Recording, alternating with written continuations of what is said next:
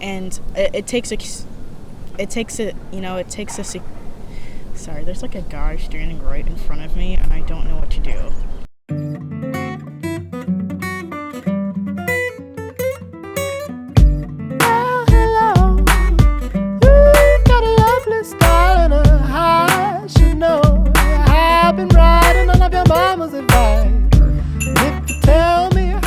Hi everyone, so today I want to talk about solitude. And better yet, how to enjoy it. I think the key to getting in touch with your inner self and calming your mind is by practicing solitude and taking time out for yourself to just be with yourself and be with your thoughts and be present. I think we could all, use some advice on how to be alone right now because of the state of the world. A lot of us are staying home and not socializing and just being alone for long amounts of time, more than usual. When I was younger, it really used to bother me that I didn't have a lot of friends. I was never popular in high school or middle school or anything like that. I felt like having more friends would make me cooler or would validate me as a person, and it really doesn't at all, because the more friends you have, the less close and intimate relationships you have, I think. And that's something I didn't realize as a kid, is that just because it looks like somebody has a lot of friends, it doesn't mean they actually have a lot of friends. But I remember there was this one summer, it was the summer going into junior year, I think, and for some reason it was just like a dead summer. I didn't have anything to do. I spent every single day by myself, and for the first few weeks it really bothered me and I hated it, and I'm like, why does nobody want to hang out with me? Why does nobody want to be my friend? And I was really sad about it. And then eventually I was just like, you know what, clearly this is just how the summer's gonna go and I need to accept it and just make the most out of it. And I would go on hikes, and I would just hang out in the woods and chill. I just would meditate sometimes. I would read. I just, did whatever I wanted because I didn't really have any other choice. It was just sit in the house and do nothing or go out and explore on my own. And I learned so much about myself that summer. I think solitude is a great way to find yourself. Let's talk about the perks of being alone, aside from, finding your inner self and your inner peace. You don't have to rely on other people. I hate relying on other people. I hate having to worry about, if someone's gonna flake on me or not, or if they're gonna be on time and all that shit. I hate it, and I would much rather just go out and do my own thing and do it at my own pace in my own time. You can literally do whatever you want, whenever you want, wherever you want. Let's say there's a antique store that's 10 miles away from your house, and you invite a friend, but they're like, oh, it's 10 miles away, that's too far, I don't want to do that. And then you have to figure out something else to do, or you have to wait until someone else who is a little more adventurous will agree to go with you. Why wait for somebody else to go with you? Just go by yourself, because it's literally, why not? You get to do what it is that you want. You don't have to wait for anybody or worry about someone else's schedule. You can just really go and enjoy yourself and stay as long as you want. My favorite part about hanging out by myself is that I don't get drained. When you go out with a couple friends and you get home and you're just so exhausted from walking around and socializing, and there's just a lot of energy that goes into doing things with friends, and that's completely normal and natural. And I'm not saying you should just be by yourself all the time so you don't have to put energy into social interactions, but sometimes you don't want to be drained. You don't want to have to worry about someone else complaining the whole time. You don't have to worry about people judging you. I mean, I would hope that your friends don't judge you, but it happens. I'm very particular with the people I hang out with, and I don't think any of my friends really drain my energy, but I have had friends in the past who drain my energy. And at this point, if anytime I hang out with someone and it feels draining, I just don't hang out with them again. I think people drown out the noise. A lot of people don't want to spend time alone because they don't want to be alone with their own thoughts. And you should be alone with your own thoughts. You should be able to sit by yourself and just turn off the noise, because your body and your mind and your soul are always trying to send you messages, whether you're aware of it or not. And you can become more aware of it if you just allow yourself to sit in silence. When you sit in silence, you have time to observe and reflect, whether it's observing other people or observing yourself. I love people watching. I love observing other people and what's going on around me. I love observing animals too. I think animals are really fascinating to observe, especially in New York City, because they have like a very distinct kind of like crackhead energy to them that is just like not like any other animal in this country. Like New York City animals are really on one. Like I swear to God, they just operate different. They are built different, I swear to God. But anyway, that's besides the point. When you're alone, you have time to observe and reflect on yourself, and you can learn about yourself. You can learn about your habits. You can learn about what you do when you're nervous or uncomfortable. You can learn about, just how you react to things. I mean, I think an observation that you'll probably make about yourself is you check your phone every time you feel awkward or nervous. If you're by yourself, you're immediately going to go to your phone because it's kind of like a pacifier, It makes the loneliness feel less lonely. It makes it feel less awkward. But, if you go out and do something by yourself, I challenge you to not use your phone as a crutch. Okay, sorry if the angle's different. My phone stopped recording. Something that I learned recently is that it's a lot easier to meet new people when you're by yourself. That may not always be the case, but I've noticed that when I'm alone, people approach me all the time. I can have a conversation with almost anybody, I feel like. And that's another thing that I learned from being alone, is that I am very approachable and strangers love to talk to me, and I'm good at talking to strangers. Some of the best interactions I've had are with complete strangers. Sometimes the most beautiful experiences can happen between two people who've never met before and will never meet again. And I think that's a beautiful part about just being a human being, is the ability to connect with people who you just randomly cross paths with. When you're by yourself, you're a lot more approachable in general. It's a lot more intimidating to go up to somebody who's in a group. So when you're by yourself, it opens you up to the world, I think.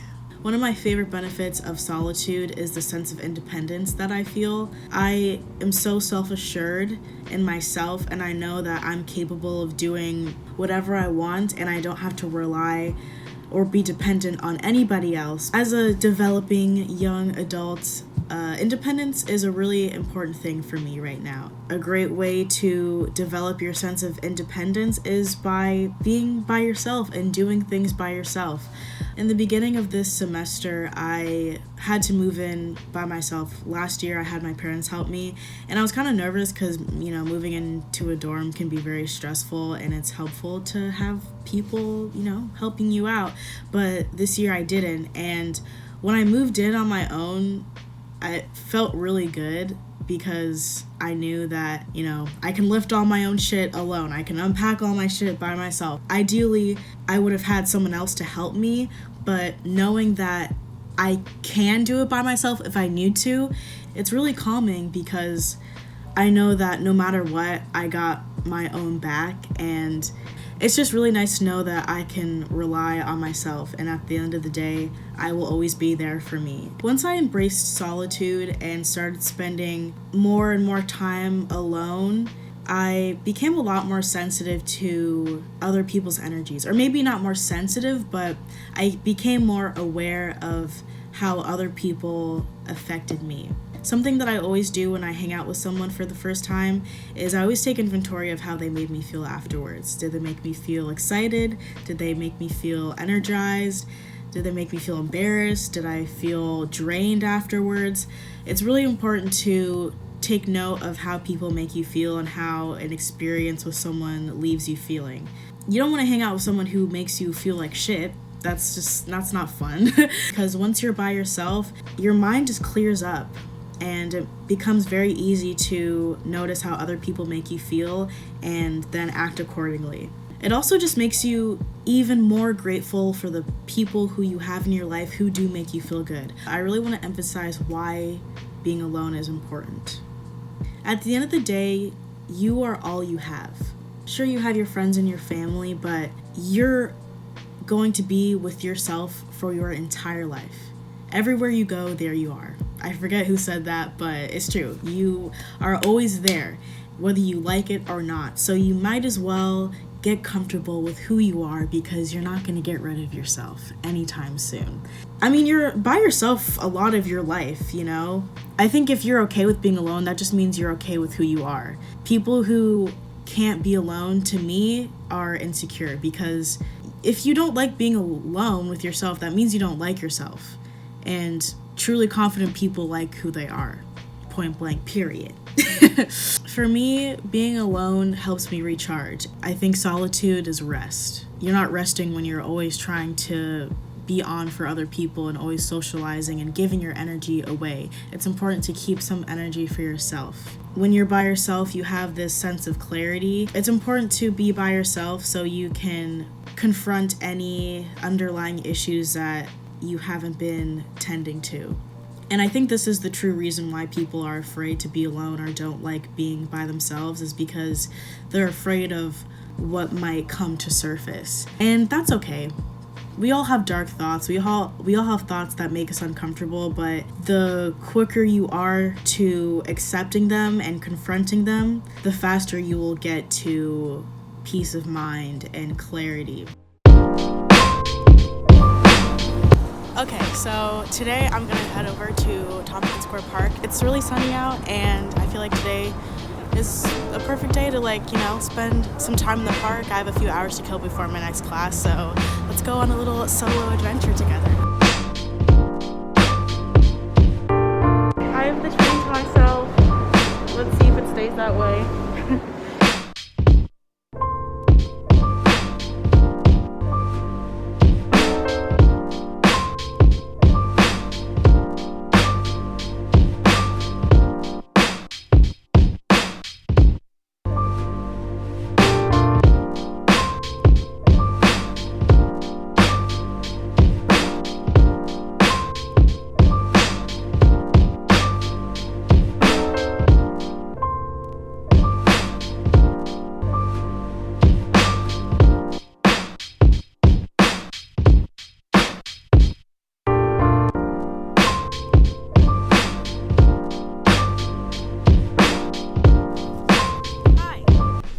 So we made it to Tompkins Square Park. Let's talk about not only being alone, but enjoying it.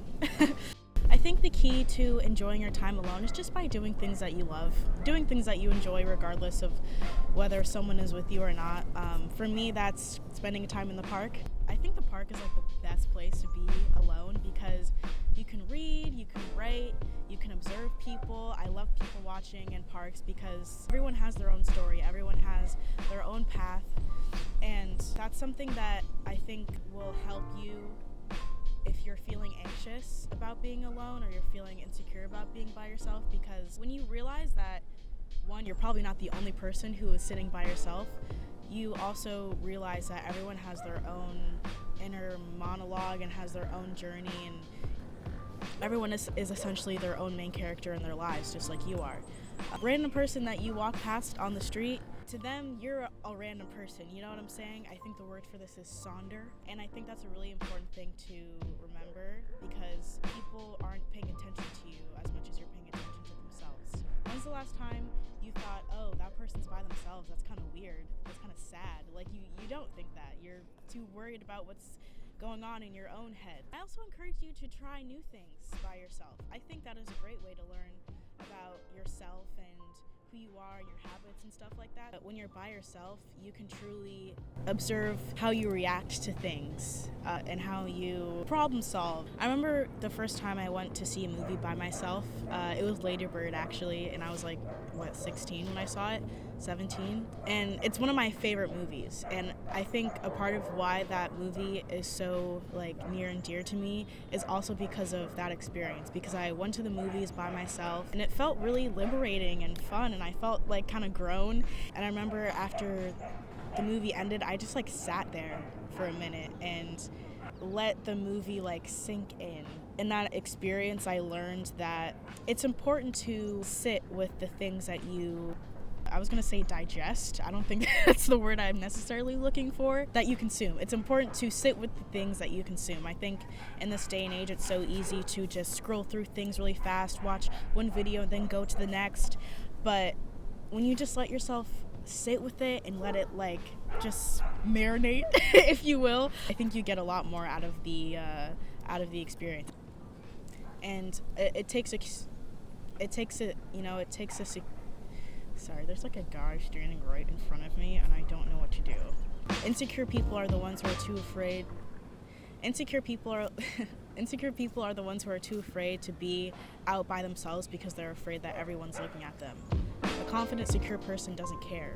They don't care what other people think, and they're not going to inhibit themselves or limit the experiences that they can have because of other people. Just so you know, yes, there is a skate park right in front of me, and I just made a complete fool of myself in front of all of them because I have no shame. I mean, fuck, filming in public is hard, man. The fact that I'm doing this right now, I think proves confidence. You know, you don't want to seem weird. It's like, why is this girl talking to a camera by herself? And it's like, who fucking cares? Like, no one's gonna like do anything. They may look at me and think it's weird, and then they're gonna move on with their day and totally forget about me.